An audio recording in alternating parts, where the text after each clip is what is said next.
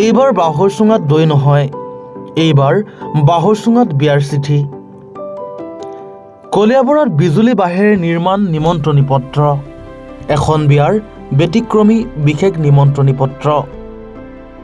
দৰা কইনা দুয়ো ঘৰৰ সন্মতি সাপেক্ষে বিয়া ঠিক কৰা হয় আৰু দুয়ো ঘৰৰ সন্মতি সাপেক্ষে বিয়াৰ তাৰিখ নিৰ্ধাৰণ কৰা হয়। এয়া এক পৰম্পৰা। তাৰিখ নিৰ্ধাৰণৰ পাছত অন্যতম আগতীয়া কাম হ'ল নিমন্ত্ৰণ জনোৱা। প্ৰথমে দূৰণিবতীয়া আৰু মিতিৰ কুটুম্বক নিমন্ত্ৰণ জনোৱা হয়। ব্যক্তিগতভাৱে গৈ নিমন্ত্ৰণ জনালেও এখনি নিমন্ত্ৰণী পত্ৰ আগবঢ়োৱা হয়। অহা নৱেম্বৰত কলিয়াবৰৰ এজন যুৱকৰ বিয়া। নিমন্ত্ৰণী পত্ৰ লৈ বিয়াত মাতি ফুৰিছে যুৱকজনে। পিছে অন্য বিয়াৰ নিমন্ত্ৰণী পত্ৰৰ লেখীয়া সাধাৰণ খামত ভৰোৱা পত্ৰ নহয়। পত্ৰখন ভৰোৱা হৈছে সুন্দৰ একোটি বাঁহৰ চুঙাত। বিজুলী বাঁহৰ পাত নিৰ্দিষ্ট জোখত কাটি সজাই সাঁচি তৈয়াৰ কৰা হৈছে এই চুঙা আৰু সাঁফৰখন। নিমন্ত্ৰণ জনাবলগীয়া সকলক অসমীয়া পৰম্পৰা ৰক্ষা কৰি নিমন্ত্ৰণ জনাইছে যুৱকজনে। যুৱকজন হ'ল কলিয়াবৰৰ এগৰাকী সাংস্কৃতিক কৰ্মী, ভাস্কৰ্য শিল্পী গগন নামেৰে পৰিচিত সঞ্জীৱ শইকীয়া। বন্ধু আৰু সাংস্কৃতিক কৰ্মীৰ সহযোগত সঞ্জীৱৰ এই ব্যতিক্ৰমী প্ৰয়াস। গগনৰ এই ব্যতিক্ৰমী নিমন্ত্ৰণী পত্ৰ এক চৰ্চাৰ বিষয় হৈ পৰিছে কলিয়াবৰত। চিঠিখনৰ চিন্তাটো আহিল কেনেকৈ, এদিন মায়ে মোক মানে বেলেগৰ বিয়াৰ চিঠি এখনৰ খাম এটাত বজাৰ লিষ্ট এখন লিখি দিছিলে। মানে পিছদিনাখন বজাৰ বাৰ, গতিকে বজাৰ লিষ্ট এখন লিখি দিছিলে। তেতিয়া মানে মই লিষ্টখন দেখি পেলাই মই চালোঁ যে মোৰ বিয়া যিহেতুকে আহি আছে, মোৰ বিয়াৰ চিঠিখনটো চাগে খামটোত বা চিঠিখনত চাগে কোনোবাই বিয়াৰ বজাৰ লিষ্ট লিখিব। সেই ভাবি মানে মই ভাবিলোঁ যে মোৰ বিয়াৰ চিঠিখনত বজাৰ লিষ্টখন লিখিব নোৱাৰাকৈ কিবা এটা উপায়েৰে বেলেগতকৈ বেলেগ কিবা এটা কৰিব পাৰি নেকি।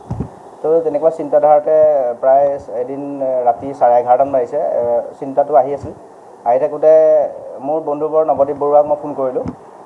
আমি দুয়োটাই কথোপকথন কৰোঁতে এনেকৈ তেওঁ বিভিন্ন আইডিয়া দিলে, ময়ো কেইটামান আইডিয়া দিলোঁ। এনেকুৱা দুয়োটাৰে যুক্তি এনেকৈ কৈ থাকোঁতে এবাৰ এনেকৈ বাঁহৰ চুঙাটোৰ কথাটো ওলাওঁতে তেওঁ ক'লে বিৰাট ভাল হ'ব, সেইটোকে কৰা যাওক। তাৰপিছত মোৰ বন্ধুবৰ সঞ্জয়কো ফোন কৰিলোঁ। সঞ্জয়েও ক'লে, সঞ্জয়ে পিছদিনাখন চেম্পুল এটা বনাই দিছিলে মানে কি আইডিয়াটো লৈ পেলাই। তাৰপিছত মোৰ নন্দলাল ৰবিদাস, তেওঁকো মানে ক'লোঁ। তেওঁ যিহেতুকে এইখিনি বনোৱাত সহায় কৰিছে, যথেষ্ট কষ্ট কৰিছে। তেওঁ প্ৰথমতে আইডিয়াটো পোৱা নাছিল। তেওঁ পিছত ক'লে ঠিক আছে তুমি কৰা, মই লগত আছোঁ। তেতিয়া সেই সাহস পোৱাৰ পাছতে আমি পিছদিনাখন বিজুলী বাঁহ কাটিবলৈ গ'লোঁ।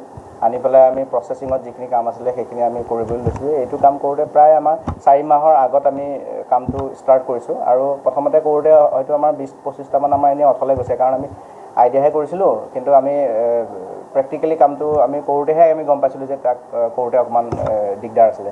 গতিকে কৰোঁতে আমাৰ সফল হৈ গ'ল।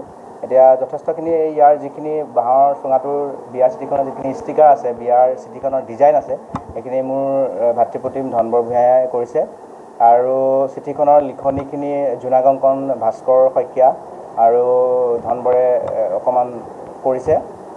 আৰু বাকী ইয়াত লগে লগে সহায় কৰিছে মোৰ দাদা পল্লৱ শইকীয়া, মনোজ পাচনি, তাৰপিছত গুণমণি ওজা, তাৰপিছত ৰূপজ্যোতি, মানস, এনেকৈ আমাৰ গোটেইকেইজনে আমাক সহায় কৰিছে।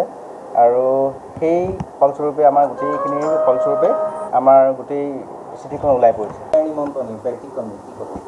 নহয় মানে ব্যতিক্ৰমী বন্ধুৰ বিয়া, তাতে তো অলপ ব্যতিক্ৰম হ'বই লাগিব।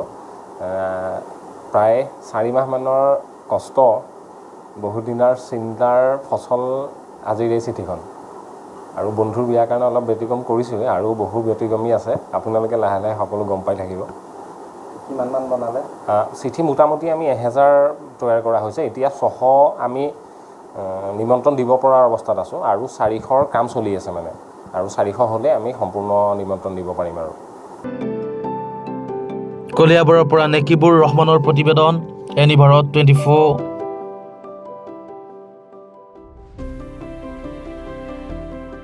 অভিনয় কৰাৰ হেঁপাহ আপুনিও পুহি ৰাখিছে নেকি? আপোনাৰ অভিনয় কৰাৰ অভিজ্ঞতা নাই? কোনো কথা নাই।